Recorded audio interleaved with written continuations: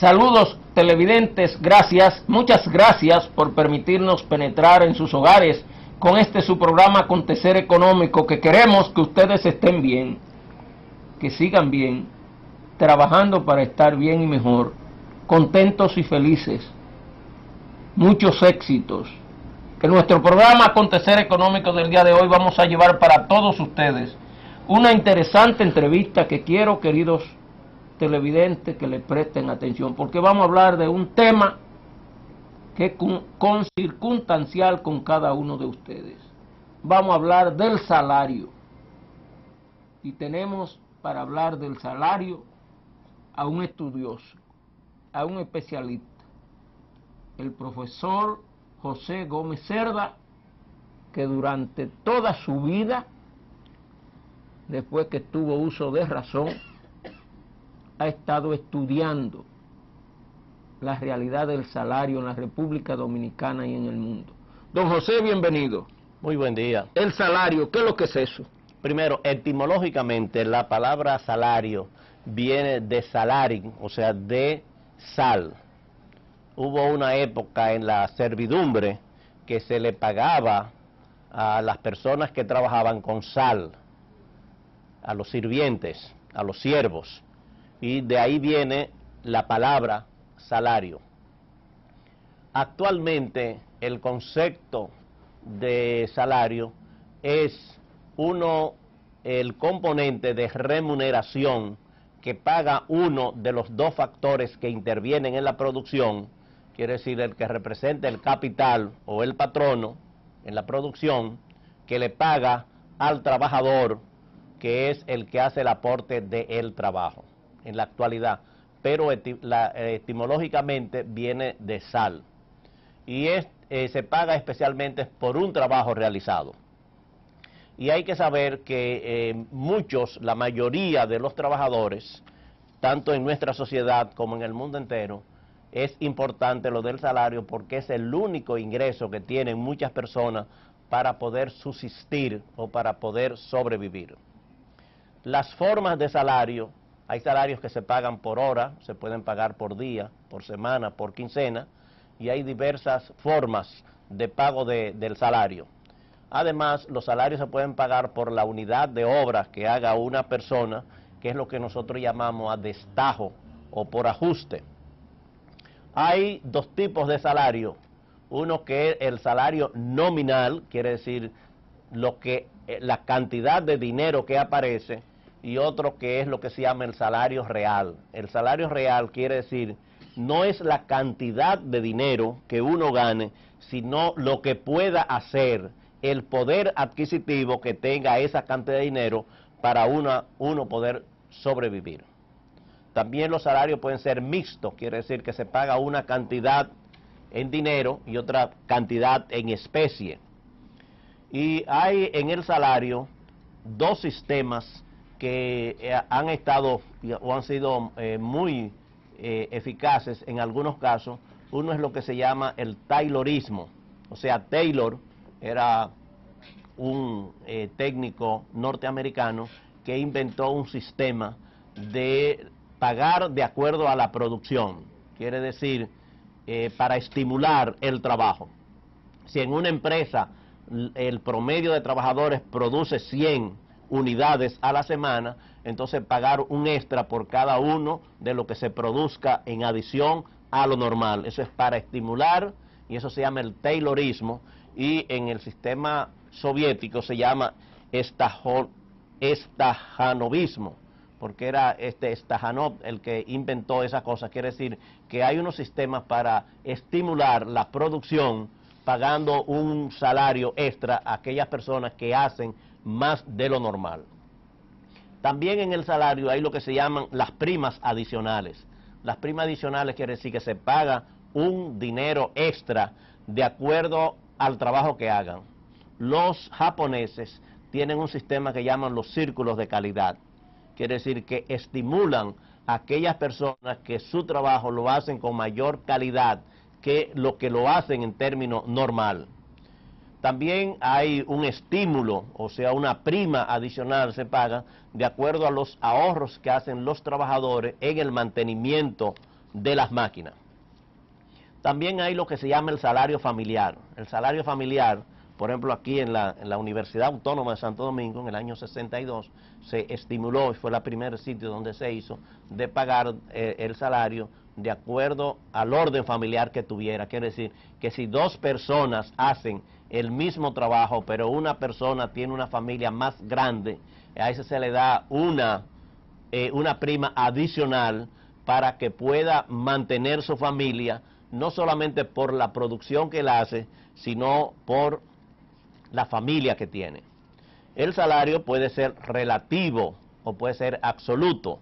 Quiere decir, el salario familiar puede ser relativo, que es de acuerdo más o menos a la cantidad, o está relacionado con la cantidad de personas que componen la familia, o puede ser absoluto, quiere decir, es un promedio que se hace para todos esos. Y además hay lo que se llama el salario anual garantizado. Hay muchas personas que trabajan con un compromiso de un salario anual garantizado. Eso lo hacen los grandes gerentes, o eso lo hacen los deportistas, los peloteros, por ejemplo, que firman por una temporada y tienen un salario anual garantizado mínimo. Y después tienen una serie de componentes. En béisbol se usa que los peloteros firman, y si ganan un campeonato, si ganan tantos juegos, batean tantos jonrones, les van dando una cosa, pero tienen un salario anual garantizado, y se dice anual aunque la temporada dure 6 meses o dure tanto. Quiere decir que hay esas formas también. Hay otras cosas que se llaman agregados al salario. Quiere decir que además del salario normal, es lo que se llama la regalía pascual. Ahora se está discutiendo el salario 14. Si se aprueba, eso sería un salario agregado. Hay lo que se llaman las propinas, especialmente para el sector de turismo, de hoteles, bares y restaurantes. Las comisiones, hay muchas personas que trabajan por comisiones. Quiere decir, de acuerdo a lo que usted venda, le dan una comisión. Y también es agregado la participación de los trabajadores en los beneficios de las empresas.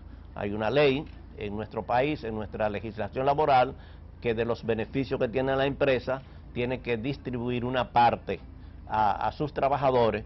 Todo eso es agregado, quiere decir, la regalía pascual, las propinas, las comisiones y la participación de los trabajadores es lo que se llama agregado. ¿Cuáles son entonces, don José, los factores determinantes del salario? Bueno, para determinar el salario, primero hay que tomar en consideración cuál es el costo de la vida. Quiere decir, determina el salario de acuerdo al nivel que haya sobre el costo de la vida. El ejemplo dominicano. Actualmente nosotros tenemos un promedio de salario de aquellas personas que trabajan en el sector formal, quiere decir que tienen sueldos normales, de 11.900 pesos mensuales. Ese es el promedio de salario del sector formal. Pero el costo de la vida, la canasta familiar, se ha disparado en los últimos meses y está actualmente en 21.500 pesos.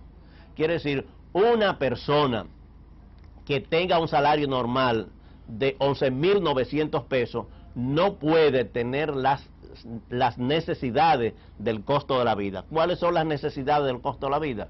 Quiere decir, alimento, vivienda, educación, transporte, vestido. Son las cosas, y además de pagar las cosas elementales, de servicios elementales como agua, luz, teléfono.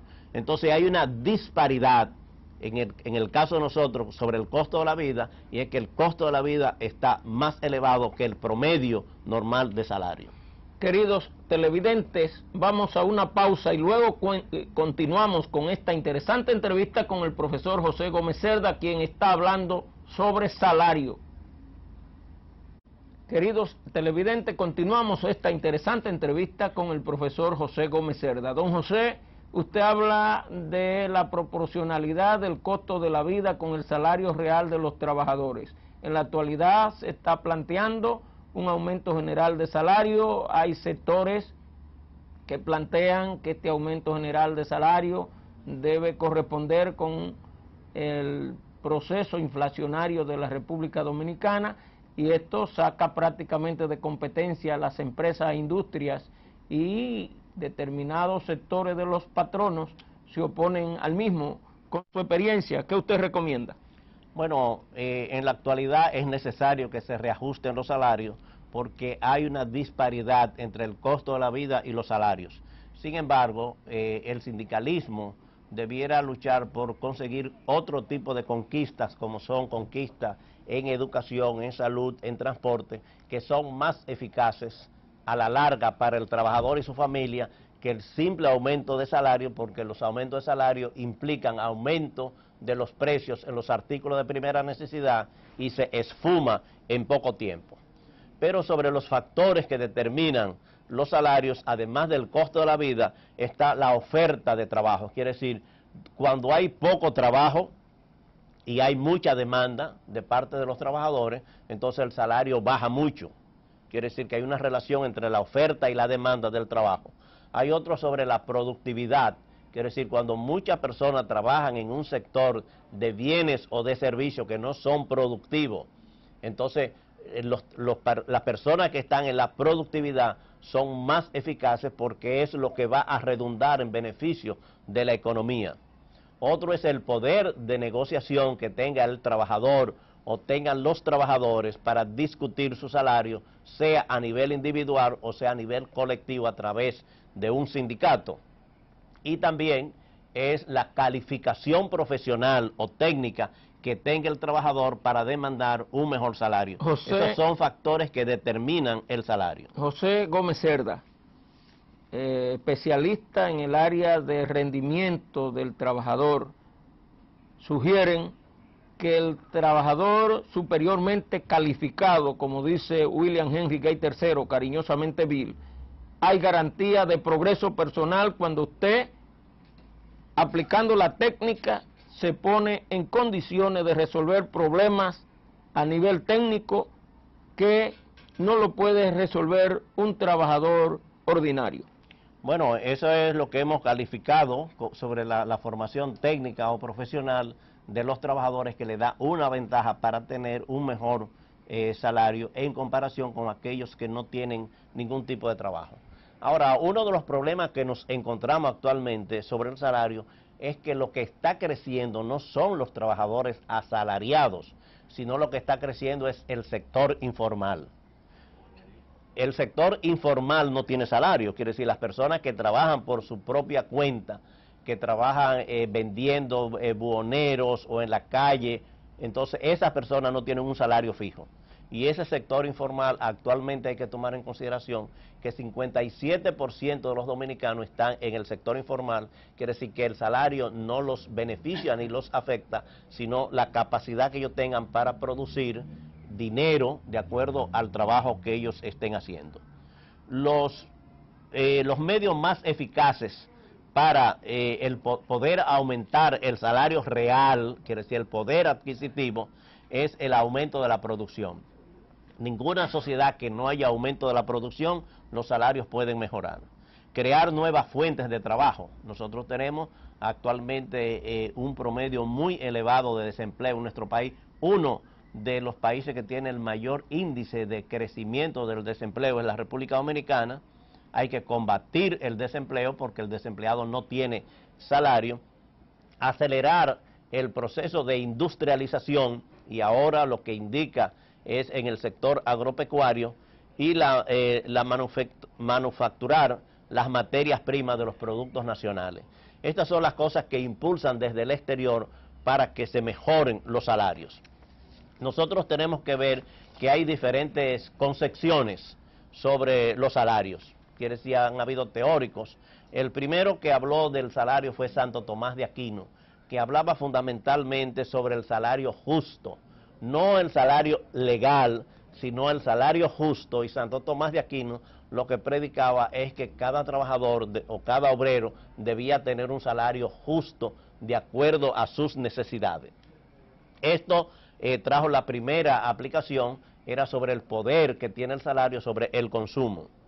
Adam Smith, que es el padre del capitalismo, y David Ricardo, que eran los técnicos o teóricos del mercantilismo, trataba sobre el costo de la subsistencia. Quiere decir que el salario tenía que dar capacidad al trabajador para poder sostenerse. y para la creación o la procreación de los trabajadores. Carlos Marx tenía una teoría sobre el salario